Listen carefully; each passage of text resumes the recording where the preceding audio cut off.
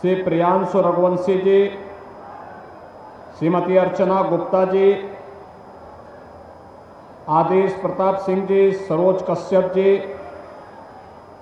Anil Gupta ji, Anil commando जी, रमाकांत मिश्रा जी और भारी संख्या में आज के इस लोकार्पण और शिलान्यास के इस कार्यक्रम में उपस्थित जलालाबाद विधानसभा क्षेत्र, कटरा और तिलहर से जुड़े हुए सभी उपस्थित भाइयों बहनों, शाहजहांपुर की जब बात आती है तो आज़ादी के वे महान क्रांतिकारी पंडित राम प्रसाद बिस्मिल, ठाकुर रोशन सिंह, अस्फाउल्लाह खां का नाम हर भारतीय बड़े गर्व के साथ इन महान क्रांतिकारियों का नाम लेकर के भारत के आज़ादी के इन दीवानों के प्रति नमन करता है और शाहजहांपुर का नाम सबकी जबान पर खड़ा होता है। आज़ादी के इन महान क्रांतिकारियों के प्रति मैं कोटि कोटि नमन करते हुए देश के अंदर आजाद भारत में परमवीर चक्र विजेता शहीद नायक जदुनाथ सिंह की भी यह पावन स्थली है।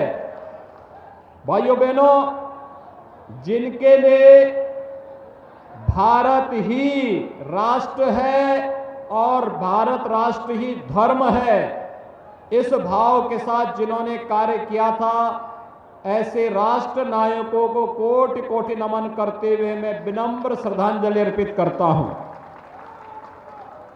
भाइयों बहनों, मां गंगा और राम गंगा के बीच में बसा हुआ यह क्षेत्र भगवान परशुराम की भी साधना स्थली के रूप में मानी जाती है और हम लोग इस अवसर पर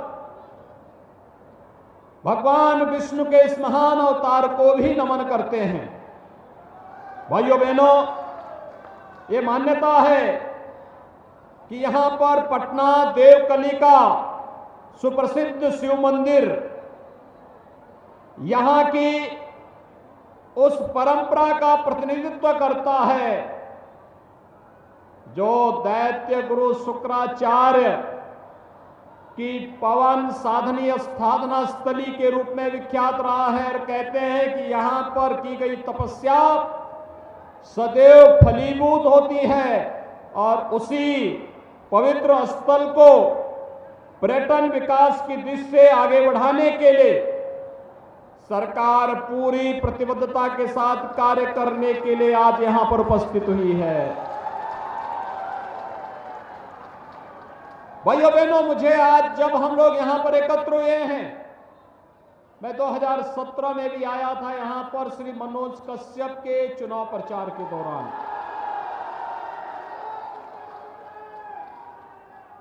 आज वे हमारे बीच में नहीं है, लेकिन उनका जुझारूपन, उनका तेवर समाज के वंचितों के लिए, दबे कुचले लोगों के लिए उनका संघर्ष सदैव याद किया जाएगा। मैं इस अवसर पर स्वर्गीय श्री मनोज कश्यप को विनम्र श्रद्धांजलि अर्पित करता हूं। भाइयों बहनों, आज मुझे यहां पर लगभग 270 करोड़ रुपए की लागत से 131 करोड़ रुपए की जलालाबाद, कटरा और तिलहर विधानसभा क्षेत्र की परियोजनाओं के लोकार्पण और शिलान्यास का अवसर अपने माननीय सांसद, प्रदेश सरकार के मंत्री और माननीय विधायकों की उपस्थिति में करने का सौभाग्य प्राप्त हुआ है। मैं इसके लिए इन तीनों विधानसभा क्षेत्र से जुड़े हुए सभी नागरिकों को, आप सभी भाइयों बहनों को मैं हृदय से बधाई देता हूं। आप सबके प्रति मैं अपनी शुभकामनाएं भी देता हूं। जो योजनाएं पूरी हो चुकी हैं, इसकी बधाई। ये योजनाएं आपके लिए कल्याणकारी हो, इस बात की कामना के साथ जो योजनाओं का शिलान्यास हो रहा है, प्रशासन से अपेक्षा है कि कार्यदायी संस्थाएं समयबद्ध तरीके से मानक की गुणवत्ता को बनाए रखते हुए इन कार्यक्रमों को पूरा कर लें, इस विश्वास के साथ कि जिससे आने वाले समय में इन योजनाओं का लाभ भी जलालाबाद, कटरा और तिलहर विधानसभा क्षेत्र की जनता को प्राप्त हो सके। इसी उद्देश्य के साथ आज भाइयों बहनों मुझे जलालाबाद में एक बार फिर से आपके बीच में आने का अवसर प्राप्त हुआ है। मैं इसके लिए आप सभी नागरिकों को हृदय से बधाई देता हूं, अपनी शुभकामनाएं भी देता हूं। भाइयों बहनों, आपने बदलते हुए भारत को और प्रधानमंत्री मोदी जी के नेतृत्व में नए भारत को देखा है। एक नया भारत, एक भारत वह था जिसको गांव की चिंता नहीं थी, गरीब की चिंता नहीं थी, नौजवान की चिंता नहीं थी, महिलाओं की चिंता नहीं थी। और जब दुश्मन देश आंख दिखाता था तो तब सरकारें कहती थी कि कुछ मत बोलो, कहीं दुश्मन देश नाराज न हो जाए। लेकिन नया भारत, दुश्मन देश अगर आंख दिखाता है तो उसकी आंख को हथेली पर रखने का काम भी करता है। ये नया भारत है, जिस नए भारत में गांव के लिए, गरीब के लिए, किसान के लिए, नौजवान के लिए, महिलाओं के लिए, समाज के प्रत्येक तबके के लिए शासन की योजनाओं को पूरी ईमानदारी के साथ लागू करने का कार्य हो रहा है। यानी नए भारत का नया उत्तर प्रदेश आज आपके सामने है। ये नए भारत के इस नए उत्तर प्रदेश के साथ आप सबका आह्वान करने के लिए मैं आपके बीच आया हूं। भाइयों बहनों, 2017 के पहले उत्तर प्रदेश में क्या होता था? 2017 के पहले उत्तर प्रदेश में 2017 के पहले उत्तर प्रदेश में कोई पर्व और त्योहार शांतिपूर्ण तरीके से आप नहीं मना सकते थे। पर्व और त्योहार आते थे, दंगे शुरू हो जाते थे, शासन प्रशासन के फरमान जारी हो जाते थे। होली 12 बजे के बाद नहीं खेलोगे, दीपावली रात्रि को 9 बजे के बाद आतिशबाजी नहीं करोगे, सावन के महीने में कावड़ यात्रा नहीं निकालोगे। यही तो होता था। जन्माष्टमी के अवसर पर कहा जाता था कि जन्माष्टमी के अवसर पर थानों में, जेलों में जन्माष्टमी का उत्सव नहीं होगा। और अयोध्या जाने में तो लोग ऐसे घबराते थे जैसे कि अयोध्या जाने से न जाने क्या हो जाएगा। लेकिन आज आपने देखा होगा पर्व और त्योहार कितने शांतिपूर्ण तरीके से संपन्न हो रहे हैं। कोई दंगा नहीं। 4.5 वर्ष में कोई दंगा देखा? कोई दंगा नहीं। प्रदेश के अंदर 4.5 वर्ष के अंदर आपने देखा होगा कोई आतंकी वारदात भी नहीं। बड़े बड़े आयोजन हुए, प्रयागराज में कुंभ हुआ, लोकसभा का चुनाव हुआ, अभी हाल ही में पंचायत चुनाव हुए। मैं देख रहा था हमारे सभी ब्लॉक प्रमुखगण आए हैं, जिला पंचायत के अध्यक्ष आए हैं। आपने भारतीय जनता पार्टी को जिला पंचायत अध्यक्ष और तमाम ब्लॉक प्रमुख जितवाए हैं, इसके लिए मैं आप सबको बधाई देता हूं, धन्यवाद भी देता हूं। लेकिन भाइयों बहनों, बड़े से बड़े आयोजन हो रहे हैं, कोई दंगा नहीं, कोई फसाद नहीं, कोई कर्फ्यू नहीं, कोई रोक नहीं। आप दीपावली मनाइए, आनंद के साथ मनाइए, आप होली मनाइए, आनंद के साथ मनाइए, पर्व और त्योहार आनंद के साथ मनाइए। और कावड़ यात्रा में भी शानदार तरीके से भगवान शिव का भजन गाते हुए कावड़ यात्रा भी निकालिए, कोई रोक टोक नहीं। कोई कर्फ्यू नहीं, कोई फरमान नहीं, और आपकी आस्था के सामने अब तो कोरोना भी पस्त हो गया है। कोरोना ने दुनिया को पस्त किया, आपकी आस्था और आपकी उमंग ने कोरोना को पस्त कर दिया। और इसलिए भाइयों बहनों, क्योंकि सरकार का पहले दिन से था, एक ही संकल्प था, अपराध और अपराधियों के प्रति जीरो टॉलरेंस की नीति के तहत कार्य करेंगे। हमने अपराध और अपराधियों के बारे में कोई किसी भी प्रकार की रियायत नहीं दी और दंगाइयों को संदेश दिया, दंगा करोगे 7 पीढ़ियां भरते भरते भरपाई करते करते थक जाएंगी, कभी पूरा नहीं कर पाओगे, इसलिए दंगा करना भूल जाओ। आज किसी पे झूठे मुकदमे नहीं होते, आज विकास के कार्य होते हैं। यही अंतर है। समाजवादी पार्टी की सरकार 12 में आई थी, आते ही दंगे हुए थे। कोसी कला का दंगा, बरेली का दंगा, लखनऊ का दंगा, कानपुर का दंगा, मुजफ्फरनगर का दंगा, हर तीसरे दिन एक नया दंगा। सरकार आई थी, समाजवादी पार्टी की थी, उसने पहला काम किया था, श्री राम जन्मभूमि पर आतंकी हमला करने वाले आतंकवादियों को, मुकदमों को वापस लिया था। लेकिन भाइयों बहनों, हमारी सरकार जब 2017 में आई, हमने सबसे पहला काम किया, बहन और बेटियों की सुरक्षा के लिए एंटी रोमियो स्क्वाड का गठन किया। हमने पहला काम किया, किसानों का कर्ज माफ किया। 86 लाख किसानों का 36,000 करोड़ रुपए का कर्ज माफ किया। हमारी सरकार ने कार्य किया, और वह कार्य किया था हमारी सरकार ने अवैध बूचड़खानों को बंद करके, हमारी सरकार ने निराश्रित गौ आश्रय स्थलों की स्थापना की कार्रवाई को आगे बढ़ाने का कार्य किया। जब भाइयों बहनों सरकार की नियत साफ होती है, सोच ईमानदार होती है, तो काम भी दमदार होता है।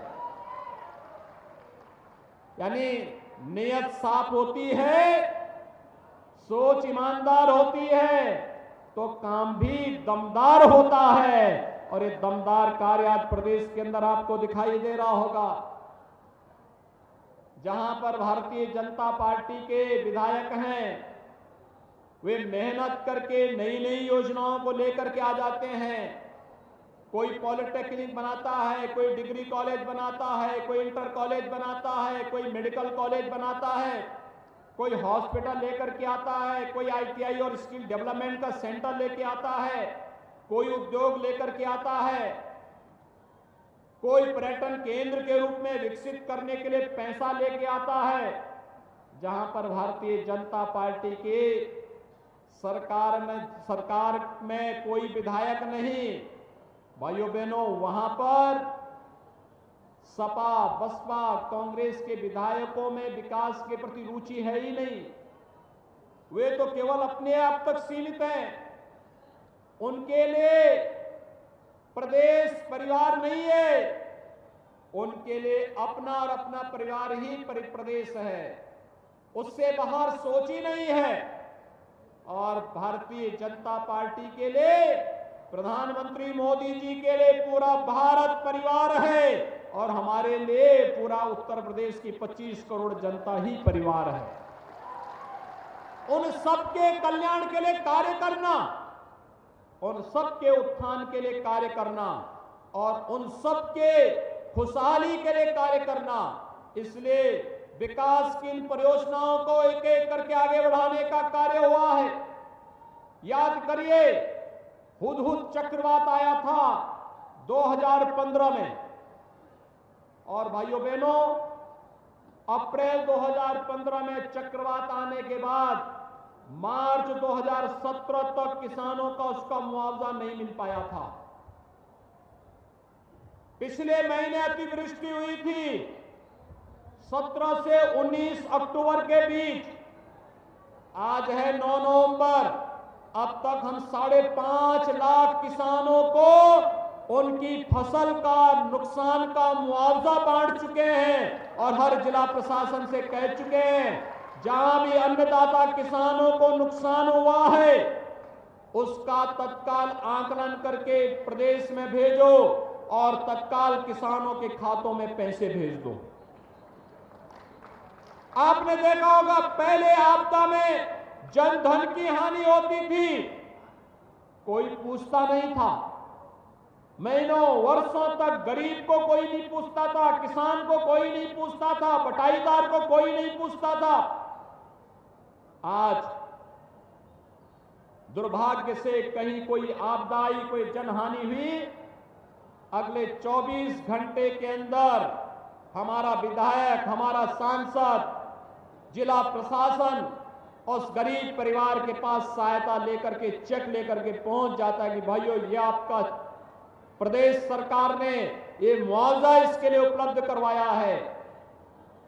आपने देखा होगा 2017 के पहले किसानों से क्रय नहीं होता था, आड़ती हावी थे।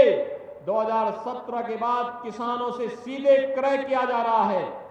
2017 के पहले गन्ना किसानों का 7 वर्षों का गन्ना मूल्य बकाया था और इस समय हमारी सरकार ने 1,45,000 करोड़ रुपए का गन्ना मूल्य का भुगतान गन्ना किसानों के खाते में कर दिया है। नए सत्र में नई चीनी मिलें चलनी प्रारंभ हो गई हैं और सरकार इस बात के लिए पूरी दृढ़ प्रतिज्ञ भाव के साथ चल रही है कि अन्नदाता किसानों के साथ कोई अन्याय नहीं होने देंगे, कोई शोषण नहीं होने देंगे। धान क्रय केंद्रों को तेजी के साथ विगत वर्ष की तुलना में ज्यादा क्रय केंद्र बनाने के लिए कहा गया है और स्पष्ट चेतावनी दी गई है कि अगर किसान की कोई शिकायत आई तो फिर उस समय जवाबदेही तय करेंगे जो भी जिम्मेदार होगा। पहले नौजवानों के लिए नौकरी के लिए कोई सरकारी नौकरी निकलती थी, एक खानदान वसूली के लिए निकल पड़ता था और उस खानदान में तो महाभारत के सभी रिश्ते थे, काका भी थे, चाचा भी थे, नाना भी थे, मामा भी थे, भांजे भी थे, भतीजे भी थे, बबुआ भी था और बुआ भी थी। ये सभी रिश्ते थे और वे सब वसूली के लिए निकल पड़ते थे।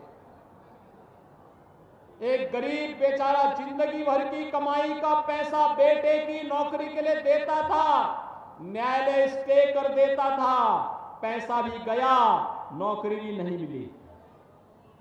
लेकिन 4.5 वर्ष के दौरान भाइयों बहनों उत्तर प्रदेश के 4.5 लाख नौजवानों को सरकारी नौकरी हमारी सरकार ने दिया है।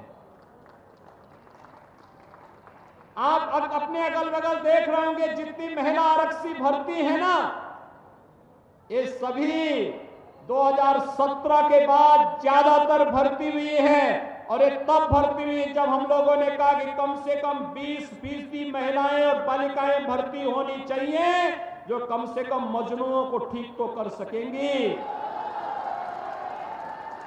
और आज आप देख रहे होंगे मिशन शक्ति के फेज 3 में इनके द्वारा बेहतरीन कार्य किया जा रहा है। विकास की सोच, रोजगार और नौकरी की सोच, हर जनपद में बिजली समान रूप से देने का कार्य हो रहा है। नहीं तो रोशनलाल वर्मा परेशान हो जाते थे कि बिजली ही नहीं मिल रही है,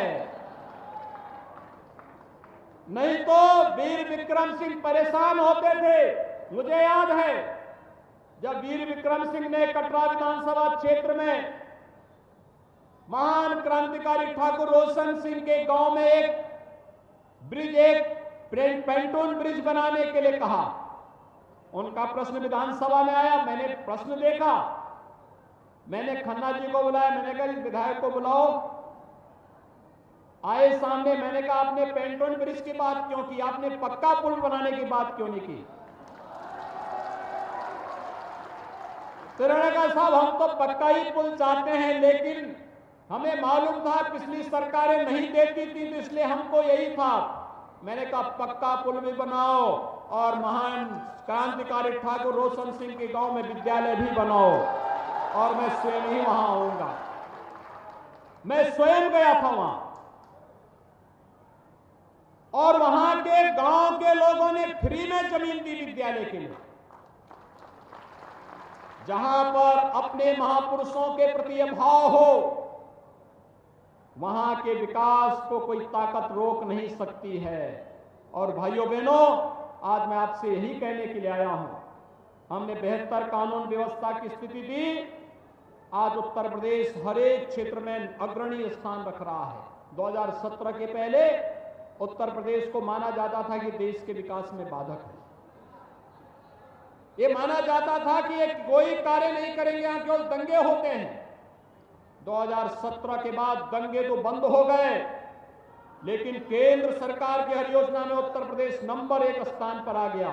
स्वच्छ भारत मिशन में हर गरीब के घर में शौचालय, प्रधानमंत्री आवास योजना में हर गरीब को मकान की सुविधा, 43 लाख गरीबों को मकान मिले, हर गरीब के घर में विद्युत का कनेक्शन, हर गरीब को रसोई गैस का कनेक्शन, हर गरीब को वह हर सुविधा, चाहे वह आयुष्मान भारत की सुविधा हो और चाहे वह रोजगार की सुविधा। उत्तर प्रदेश देश के अंदर अग्रणी स्थान इस समय रख रहा है।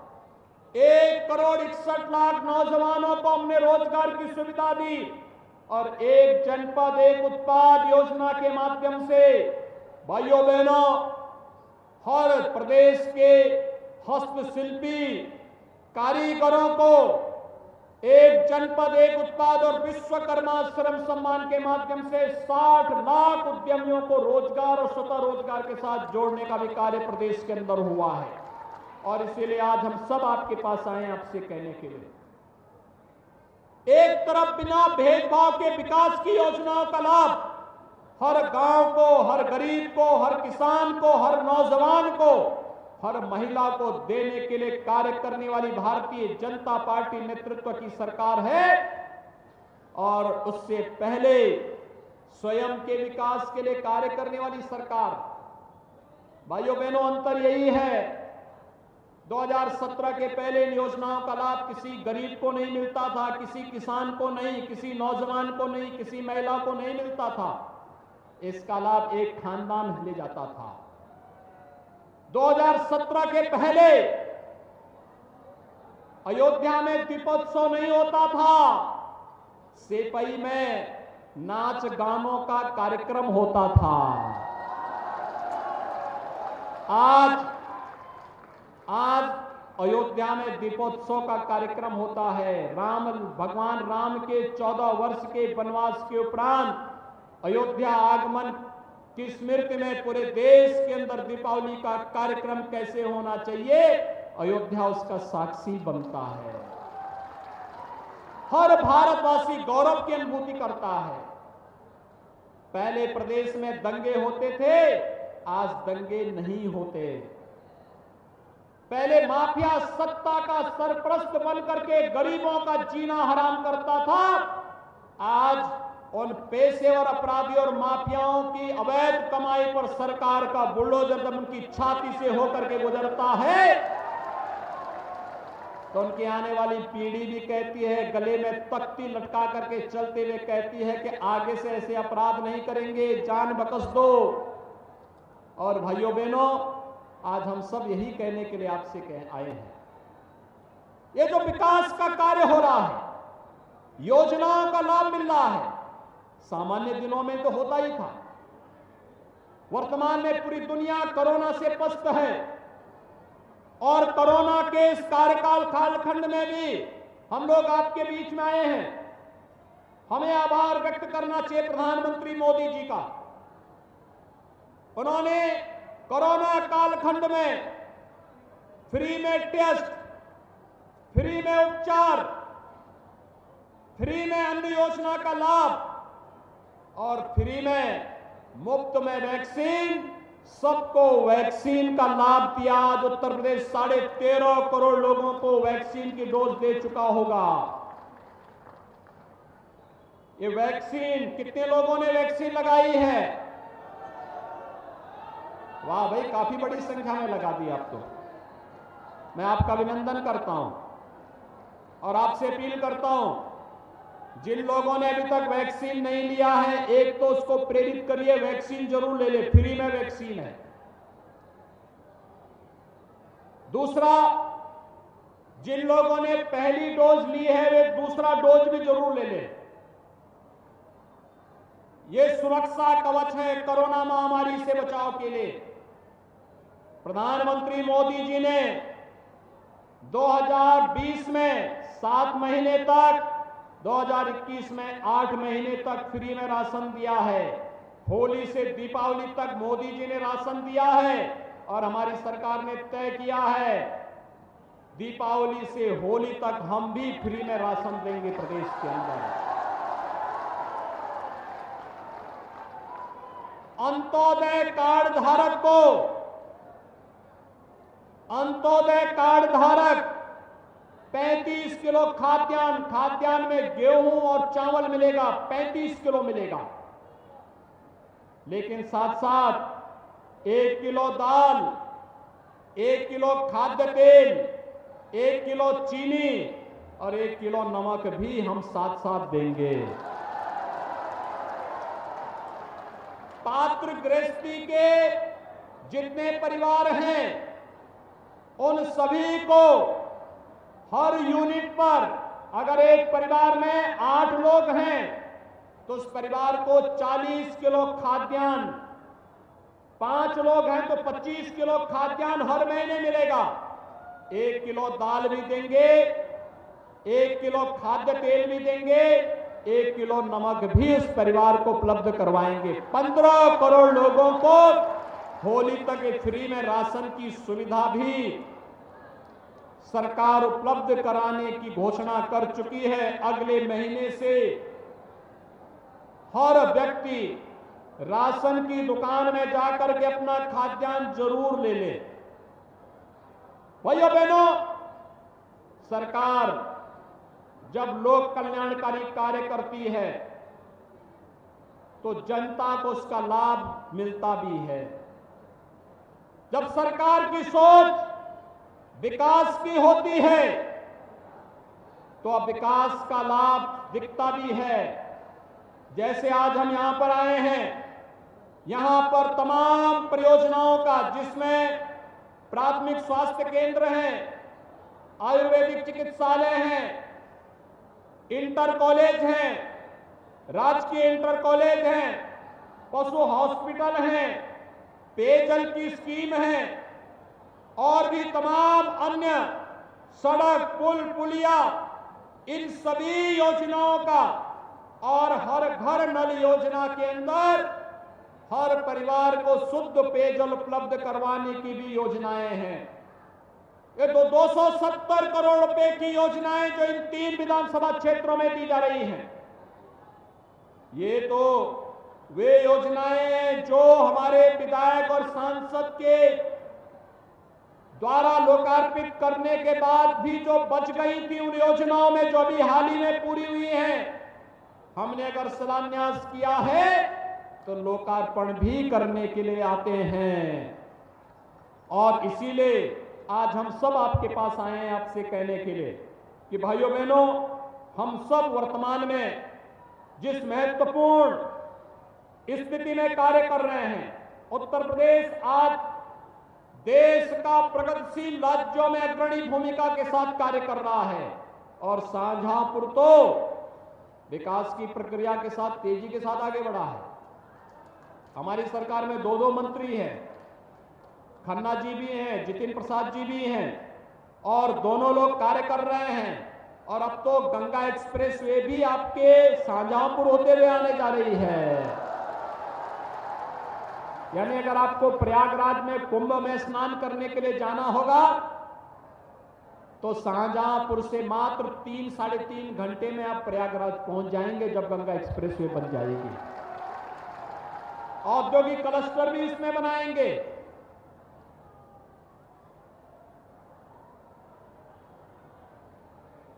हमारे तिलहर से विधायक रोशनलाल जी कह रहे थे प्रयागराज में रहूंगा। मैंने कहा प्रयागराज आपके पास स्वयं आ जाएगा, गंगा एक्सप्रेसवे को थोड़ा बनने दीजिए। और भाइयों बहनों, आज जब हम लोग जलालाबाद विधानसभा क्षेत्र में आए हैं मैं अपील करना चाहूंगा जलालाबाद विधानसभा क्षेत्र के सभी नागरिकों का,